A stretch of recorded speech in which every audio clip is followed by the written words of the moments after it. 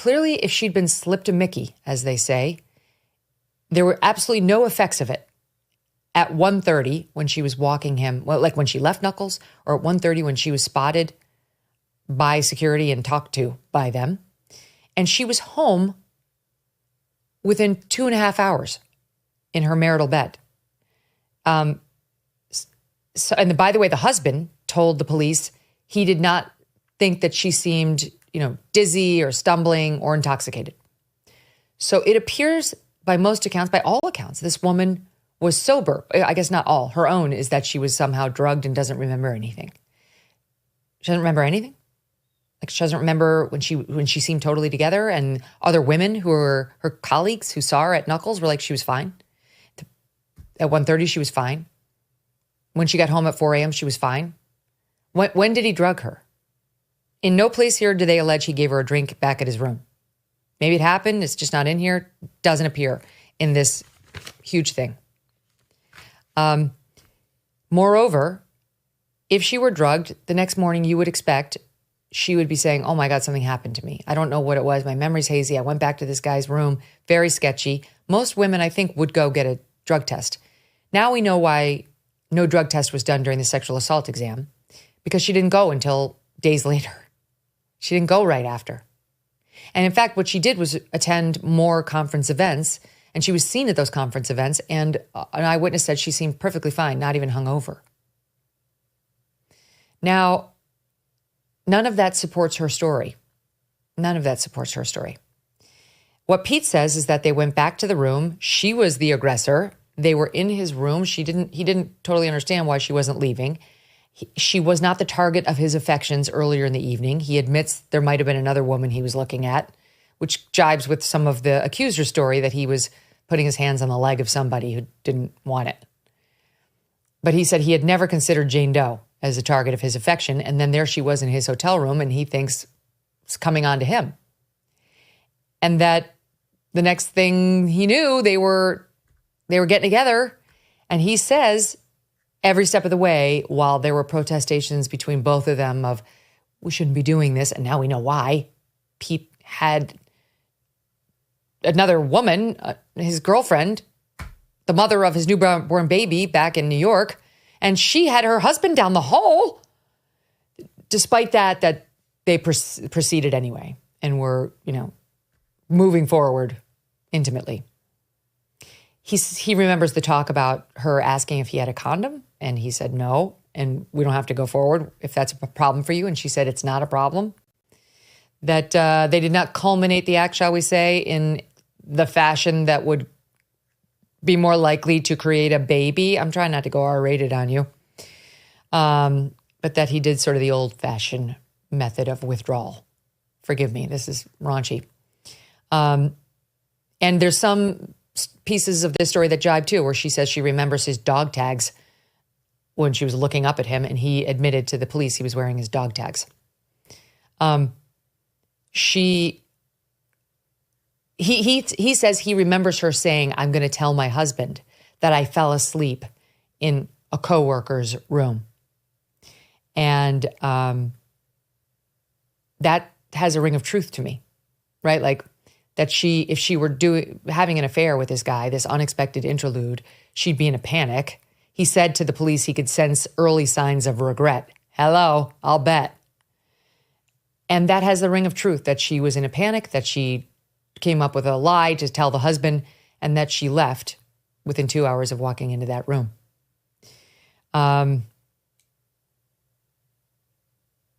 There's more. I'm going to go through it with you now. And you're going to be able to draw your own conclusions about whether this woman is telling the truth. Because I'll tell you something, if Pete remains the nominee for Department of Defense, you're going to know this report like the back of your hand. Because again, some Democratic senator is going to walk us through it live right in front of him. And it's possible this woman will speak out. It's possible that she'll give an interview on camera. It feels unfair to Pete, I've got to say. What appears to me to have happened is he had a one-night affair, I guess. I don't know. I mean, I guess I shouldn't be assuming he was totally with Jen Roche, who had just given birth to his baby, even though he had the picture of her a month later on his Insta saying grateful. So I do think they were together, but well, okay, maybe he says they weren't. Maybe she was just giving birth to his baby and they weren't, whatever.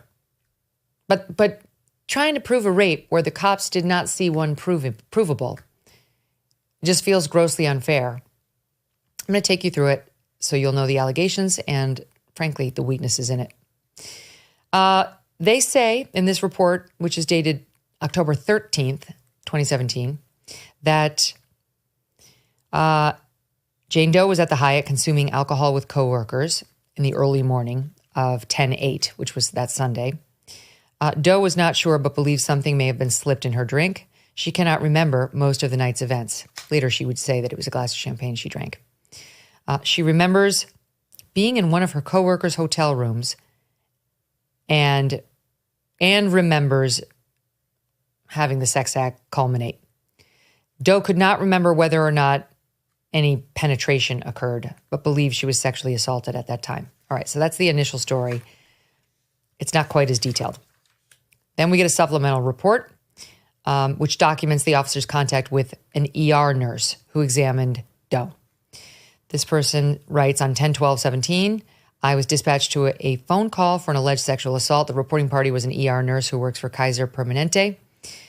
The person was reporting Jane Doe had come into the ER and requested a sexual assault or rape exam be done for something that had occurred at the Hyatt. This person didn't have any other information regarding the incident other than it occurred in Monterey. Again, this is 10/12 that she went in to see the nurse for an exam, which was Thursday. The alleged sexual assault happened overnight, Saturday to Sunday. They say she was at the Hyatt. She was attending this Republican Women's Conference. She was drinking at the hotel after the conference and remembers approaching Pete Hegseth, who was a speaker at the convention, and commented on how she did not appreciate how he treated women. Doe then remembers leaving the hospitality room and going to a hotel room. She sees the suspect, Hegseth, and remembers his dog tag necklace. Doe then remembers Hegseth reaching climax on her. Hegseth told Doe to clean it up. Doe then found her way back to her own hotel room. Hegseth and Doe were at the hotel attending this conference. Doe was at an after-party event. Oh, this is just repeating one of the earlier reports. Okay, moving forward. I tabbed the relevant pages. Here's another one. A supplemental report, again, documenting more follow-up, additional investigation, and involvement in this case. This person reviewed all the reports associated with this case and learned that the victim had reported being sexually assaulted at the Hyatt Regency, blah, blah, blah. They go over it. Jane Doe stated she had consumed a small amount of champagne at the after party. Jane Doe does not remember drinking hard alcohol. Jane Doe stated Hegseth was at the after party. Several people had attended the after party, and people were coming and going from suite to suite. Jane Doe stated most of the members wanted to talk to her because she was an advocate and was very busy talking with members of the Federation. Jane Doe stated she remembered going to the Knuckles Sports Bar. Knuckles Sports Bar is attached to the hotel. She was with a group of women when she attended the bar. She stated that's when things got fuzzy. Okay. That's when things got fuzzy, she says. You're going to hear testimony that nobody saw her looking anything close to intoxicated at any point after this, and they did look, and there was videotape. So now she's saying things got fuzzy at Knuckles. She remembered being at the bar with so-and-so and so-and-so, and Hegseth was also there. By so-and-so, the names are blacked out. Jane Doe remembered being handed one drink by the bartender, but does not remember how many alcoholic beverages she had. Okay, we don't know. All she can tell us for sure is a glass of champagne and no hard alcohol. Jane Doe said she had consumed much more than normal alcoholic beverages throughout the day. I think as the whole day went on. She's the only thing she remembers about that night was the champagne. She stated that she observed Hegseth acting inappropriately with the women at the conference, that he would rub the women on their legs, and she thought it was inappropriate. She had texted blank, we think this is her husband, that Hegseth was giving off a creeper vibe. Might not be her husband, might have been her friend for that particular text. The women thought Hegseth was dreamy, not her, but women she was observing, and wanted pictures with him. Jane Doe stated she had also taken a picture with him earlier in the day.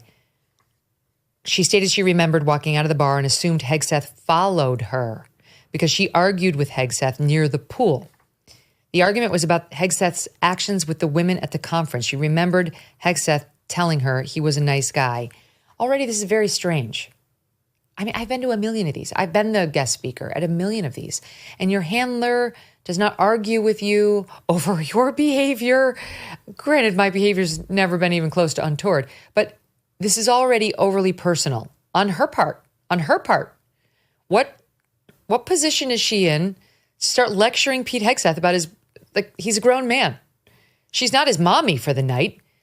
At best, she's the person who makes sure he gets into his hotel room safely, but even that's weird. Again, I've had handlers at all these events. They do not make sure you get into your hotel room. The only person who does that for me is Abigail Finan, because she knows I'm basically a nomad without her.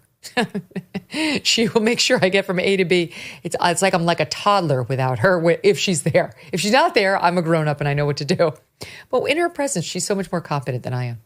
Anyway, it's very strange to have a stranger have this kind of power and control over a grown man, a military vet, a combat vet. What's happening here? And then arguing with him over the way he touched somebody's leg inappropriately? What the F? She stated the next memory she had was when she was in an unknown room. She's all fuzzy. She remembers nothing. She got fuzzy back at Knuckles. Then there was an argument. Then she remembers being in an unknown room. She said she did not know where she was or how she got to the room. She can't remember how she got there now? Hegseth was in the room with her. Jane Doe remembered having her phone, and Hegseth inquired to whom Jane Doe was texting. Hegseth took her phone from her hands. This is interesting because she has a text that ends mid-sentence. That's interesting. This is Jane Doe's memory. He took her phone from her hands. Jane Doe stated she got up and tried to leave the room, but Hegseth blocked the door with his body. Jane Doe remembered saying no a lot. That's very convenient. Jane Doe stated she did not remember much else. Couldn't remember anything other than definitely a lot of no's, and everything was fuzzy, and he blocked the door. Jane Doe's next memory was when she was on a bed or a couch and Hegseth was over her. The dog tags were hovering over her face. He was bare-chested. She does not know if his shirt was completely off. She did not notice any tattoos, scars, or other marks on his body. We actually went back and looked because we all know Pete has a bunch of tattoos on his chest. That became an issue in 2021 when they gave him a hassle for being a white supremacist, allegedly, at the Biden inauguration. Long story, but he did not appear to have those tattoos in 2017. So it is consistent that when they had their interlude, he was not tatted up. Jane Doe stated she had seen Hegseth fully nude during the incident. The next memory she had was when Hegseth, that I told you about that part before, he asked her, "Are you okay?" The last memory she remembered was walking into her room, like back to her room, and getting into bed with blank. We're assuming that's the husband. Jane Doe stated she does not remember how she got back to her room. Okay, so she does not remember where she was, how she got to the room. The room was unknown to her. Though she remembers trying to leave, she remembers saying no. And she remembers the dog tags, him throwing a towel at her and asking, "Are you okay?" Then she walked to her room. She got into bed, but she doesn't remember how she got back to her room. How does she know she walked to her room then? Jane Doe stated she woke up in the morning and took a shower before going to work. The incident involving Hegseth did not dawn on Jane Doe until she was back at her home on Monday. It didn't dawn on her? What do you mean? What do you mean it didn't dawn on her? She had no memory of it? Like, she didn't know that she'd been drugged? She didn't know? There is zero chance the husband did not say to her, "Where were you? I was texting you. I got up out of bed to go look for you," which these texts, which I'm going to read you, show. You tell me, ladies, whether you're texting with your husband at 2 a.m., then you magically disappear in a hotel room when you've already been telling him you're with a guy who might be like a guy who comes on to women. You magically disappear for 2 hours. Then you come in, and the next morning, he's not going to ask you where you were for those 2 hours. And by the way, he had been so worried about you, he got up and he went down to the Knuckles bar looking for you. But no, he's fine. There's absolutely no issue. He doesn't even ask you about it. Nothing occurs to you. It did not dawn on Jane Doe. that the incident had occurred until the next day on Monday. I'm sorry, this smells like utter bullshit. All of this sounds much more consistent with a woman who had a booty call, which was incredibly ill-advised for all sorts of reasons, not least of which was her husband was down the hall with her children. And then she went into a damn panic. That's what it smells like to me. Maybe I'm wrong. If this woman would like to sit with me and tell me her story, I will approach it with a kind and loving and open mind. As I have every woman who's made accusations like this in my space and on my show. And I will ask her these tough questions gently and appropriately, but they will get asked. And she has that open invitation. Okay, so here we are on Monday when the incident is now occurring to her. Now she realizes she had sex. Oh, no, now she had sex with blank. Now we think blank is her husband, who doesn't get named by name in this whole thing. I mean, let's hope. Otherwise, this whole thing took a really weird turn that wasn't highlighted appropriately. The sexual encounter with blank triggered her memory of the incident with Hegseth. Jane Doe stated that she used a condom when she had sex with blank because blank. We don't know why she used a condom with her husband, and that's who I'm assuming this is. 4 days later, on Thursday night, 4 days after that Monday, Jane Doe went to the hospital because she believed she was sexually assaulted by Hegseth. Okay, my head hurts. My head hurts. Is your head hurting yet? The husband allegedly didn't press her on where she was. She didn't remember anything about the incident when they woke up on, later that morning on Sunday. She went to the conference and was seen by others looking fine and not hungover. She goes home with the husband on Monday. She has sex with the husband, again, a presumption. They use a condom. Why? There's some long explanation that's been blacked out. It doesn't seem like that's their norm. And then as they're having sex, it comes back to her that she was sexually assaulted by Hegseth. And then she waits from that Monday morning 4 more days to go in and report it, to go to the hospital. I believe she and the husband were arguing about this for the whole week, and that the husband suspected her, and that it got to the point where she had to, quote, prove to him by doing this. And so she went to the hospital. That's a guess. It's Megyn Kelly's supposition, not proven in here. But this story doesn't make sense otherwise. She realized on Monday she'd been sexually assaulted, and she sat there. Like on Monday, there still could have been evidence on her. Even though she'd taken a shower, you never know. Go, why wouldn't you go in? Why would it take those 4 days? There's no explanation for, in her version, why it took so long. In her defense, I guess you're wrestling with the fact that this is a very well-known person. You're going to unleash a shitstorm in his life and yours. So he said, she said, she's anticipating, and she doesn't want the fight. None of that's in here, though. None of that's in there. So she goes in for the exam. Jane Doe stated that she had been showering daily in between the alleged sexual assault and the Thursday when she got to the hospital. She stated that she had, forgive me here, graphic vaginal discharge and was diagnosed with bacterial vaginosis. Then the nurse says, based on my training, I know that BV can be caused by having multiple sex partners or having a new sex partner. While at the hospital, Jane Doe had the clothes that she wore on 10/7 and appears to have given them to the police department. They had not been washed prior to giving them over. Then they conducted the sexual assault exam. I advised Jane Doe of her rights as a victim. I asked Jane Doe if she had the text messages between herself and I think her friend or her husband, somebody. She said she did, and she'd send them to me. Asked her if she had a copy of the photo she took with Hegseth. She said she did, and she would send it to me. For those of us holding our breath for the past several months, we can finally exhale. Doesn't it feel like that? Work can finally be done on the major issues this country is facing, and it will be. One of the most significant, our national debt. The fact is our nation is broke, and that debt is a house of cards that can't be quickly dismantled. So the strategy remains the same. You might want to diversify your savings. This is why I want to tell you about Birch Gold. So many things are out of our control and out of our president's control, so it can be really important to have a safe haven for your savings. Birch Gold Group can help you convert an IRA or 401k into an IRA in physical gold. And the best news is it doesn't cost you 1 cent out of pocket. Text MK to 989898 now to get your free info kit. Plus, right now through Black Friday, you're going to receive a free 1-ounce silver eagle for every $5,000 purchased.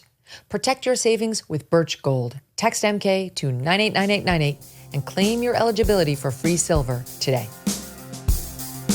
Thanks so much for watching. If you like what you just saw, hit the subscribe button for more clips and full episodes.